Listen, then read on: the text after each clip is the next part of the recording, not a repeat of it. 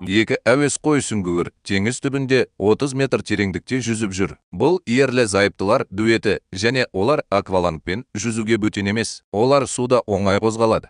Әдетте адамдарға көрінбейтін балықтар мен өсімдіктердің алуан түрлілігіне таңғалады. Әйел күйеуінің иығынан сипап, ол жаққа жүзер алдында балдырлар орманына қарай нұсқайды. Ер адам көзінің қиығымен бірдеңені байқаған кезде оның соңынан ермекші. Ол тоқтап, оны жақсырақ көру үшін бұрылады. Бірнеше ондаған метр жерде бір топ адам бар. Ер адам абдырап қалды. Ол әйеліне артына қарайды. Ол оның соңынан еруді жестап көрсетеді. Ол 1 минуттан кейін мен сенімен бірге боламын дегендей саусағын көтеріп, теңіз түбіндегі бір түрлі тобыр бағытында жүзе бастайды. Ол әлі не қарап тұрғанын түсіне алмай жүр. Жеңіл ағыс лайдың көтеріліп, суда қалқып кетуіне әкеліп соғады. Бұл оның көзқарасын жауып тастайды. Бірақ ол жақындаған сайын бәрі анық болады. Бұл шынымен де 30 метр тереңдікте бір орында тұрған адамдар тобы. Бірақ олар тірі адамдар емес, бұл мүсіндер. Енді ер адам бұл балалардың мүсіндері екенін көре алады. Олар шеңбер бойымен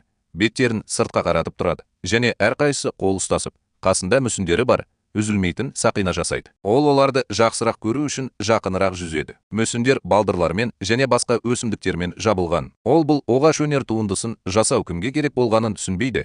Бірақ оның себептері қандай болса да, ол мұнда баяғыда болған сияқты. Ол шеңбер бойымен қалқып жүреді және мұнда 20-дан астам мүсіндері бар. Олардың әрқайсысы бір-біріне ұқсайды. Бірегей мүсін шеңберінің ортасы бос тұрғанда, оның айналасына шашылған кірпіш пен бетон кесектері бар. Бұл жерде бұрын бірдеңе болған ба? Бір кездері мүсіндер тұрған ғимарат немесе қандай да бір құрылым. Ал енді біраз уақыттан кейін бәрі құлады. Бұл жерде бірдеңе салу мүмкін емес сияқты.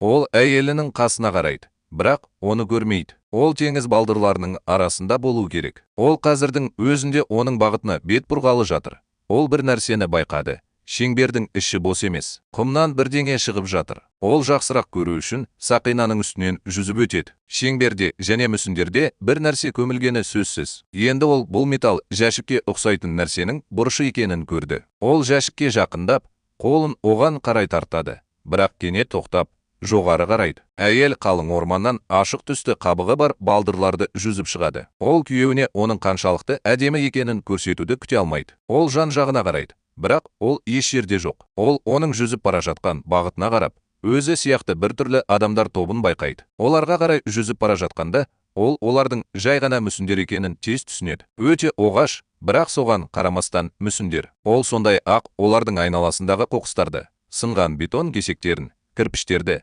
кейбір сүйектерді байқайды. Күте тұрыңыз, сүйектер. Осы кезде ол мұхит түбінде мүсін сақинасының дәл артында жатқан тағы бір нәрсені байқайды. Бұл күйеуінің үстінде сынған маскасы бар акваланг.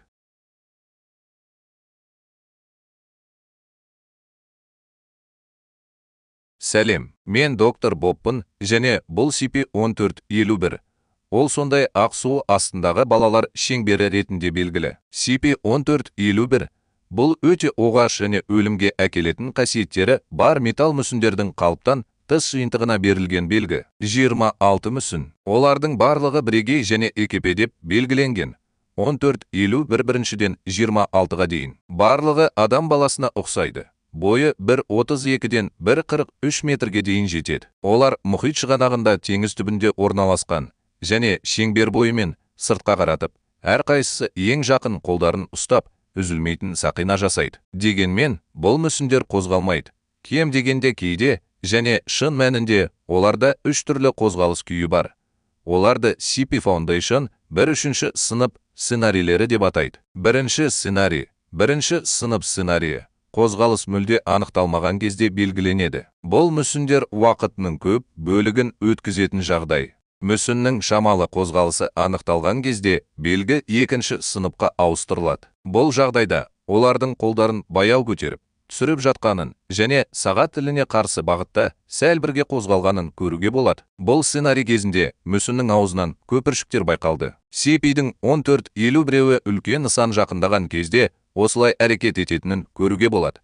және бұл көбінесе мүсіндердің 3-ші сынып сценарийіне өтуге дайындалып жатқанын білдіреді. 3-ші сынып сценарийі салмағы 40 граммнан асатын қатты зат шеңбердің ортасына соғылған кезде іске қосылады. Нысан тірі болса да, тірі болмаса да, осы белсендіру аймағына түскенде мүсіндер толығымен өмірге келеді және бір ғана мақсатпен объектіге назар аударады. Оны жою. Мүсіндер 3-ші сынып сценарийіне енген кезде олар керемет күш пен ептілікті көрсетеді. Оларда кем дегенде интеллекттің қарапайым түрі бар сияқты. Өйткені олар топтық жұмыс пен озық тактиканы қолданатыны байқалды. Мүсіндер іске қосылғаннан кейін, олар бейтараптандыру үшін ештеңені тоқтатпай, өз мақсаттарына аяусыз ұмтыла бастайды. Егер сіз белсендіру аймағынан шыға алсаңыз, мүсіндер әлі де іздеуді жалғастырады. Бір жағдайда олар нысанаға 1 шақырымнан астам жол жүріп, ақыры оны қуып жетті. Олар нысанаға жеткенде өлімге әкелетін жойылуға кепілдік беріледі. Олар темір қолдарымен адам болсын, көлік болсын, өз шеңберіне кіргеннің бәрін жыртып тастайды. Олар нысанды жойғаннан кейін мүсіндер 1-ші сыныптағы сценарийге қайта оралады. Мүсіндерді белсендіру аймағына қайтарған кезде оларды ұстап алу әрекеттері қордың 3-ші және 5-ші сынып сценарийі деп атағанына әкеледі. Оның барысында олар араласуға және межелі жерге жетуіне жол бермеуге тырысатын кез келген нәрсені жояды. SCP-дің 1451-і SCP қорының дерекқорындағы ең қарапайым ауытқулардың бірі болып көрінгенімен, бұл оқиғада көзге көрінгеннен де көп нәрсе болуы мүмкін. Ал шын мәнінде балалардың су астындағы шеңбері бұл жерде қамтылған алғашқы аномалия болмауы мүмкін. Қордың қамқоршысының рұқсаты бар адамдар SCP-1451-дің шын мәнінде не болуы мүмкін екенін және одан да маңыздысы, олар нені қорғайтынын түсінуге көмектесетін өте қызықты құжаттарға қол жеткізе алады. Құжаттар бастапқыда SCP-1451 табылған аймақтан алынған материалдардың тізімін қамтиды. Бұл материалдарға 20 келіге жуық кірпіш, әдетте SCP қорының нысандарында қолданылатын 4000 келі темірбетон және ең қызығы зақымдалған скрантон қорабы кірді. Білмейтіндер үшін, скрантонның жәшіктері доктор Скрантонның әлдеқайда танымал шындық зәкірінің прекурсорлары болды. Бұл қуатты құрылғылар шындықты бұрмалайтын ауытқуларды болдырмау және олардың біздің ғаламның мазмұнын өз қалауынша бұрмалауына жол бермеу үшін қолданылады. Доктор Скрантонның технология саласындағы алғашқы зерттеулері аномалияны локализациялау үшін пайдаланылған ерте нұсқаға әкелді. Дегенмен, біз қазір технологияның ақаулы екенін және локализацияның бұзылуына әкелуі мүмкін екенін білеміз. SCP жағдайында 1451 скрантонның қорабынан дәл осындай сәтсіздік туралы айтылған құжат ішінара алынып тасталды. Бұл жағдайда Евклид класының қуатты шындықты бұрмалаушысы 56-шы аймақта ұсталды. Бұл жерде қордың бар екендігі туралы деректер жоқ. Бүлінген файл SCP-дің шындықты бұрмалайтын негізгі аномалды сипаттамасы оның шынайы деп ойлаған нәрселерінің шындыққа айналуы болды деп болжайтын сияқты. Егер ол шындықты қандайда бір жолмен дұрыс қабылдамаса,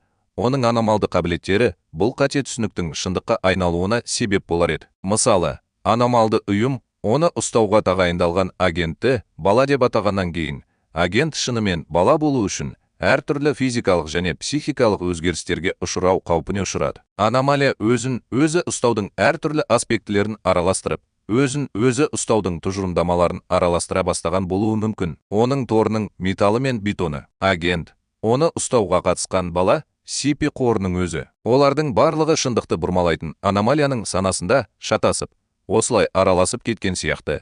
Бұл EKP-1451 мәңгілік күзетте болатын және олардың периметрін бұзуға тырысатын кез келген нәрсені жойып жіберетін металл балалар тобының құрылуына әкелді. 56-шы аймаққа. Ондағы қызметкерлерге нақты не болғаны немесе олардағы шындықты бұрмалайтын күшті аномалия әлі күнге дейін жұмбақ күйінде қалып отыр. SCP-1151 Евклид объектілері класына жатқызылды және оның қазіргі орналасқан жерінде тиімді түрде қамтылған болып саналады. Оның белсендіру аймағына ешбір нысан кірмейтініне көз жеткізу үшін оның айналасына сым тордан жасалған күмбез тұрғызылды. Бірақ, егер нысан шеңберге кіре алатын болса, мүсіндер қашықтан бақылауда болуы керек және 3-ші сынып сценарийін тудырған адамды немесе нысанды құтқаруға ешқандай әрекет жасалмауы керек. Енді барып, доктор Бобтың файлдарынан тағы бір жазбаны қараңыз.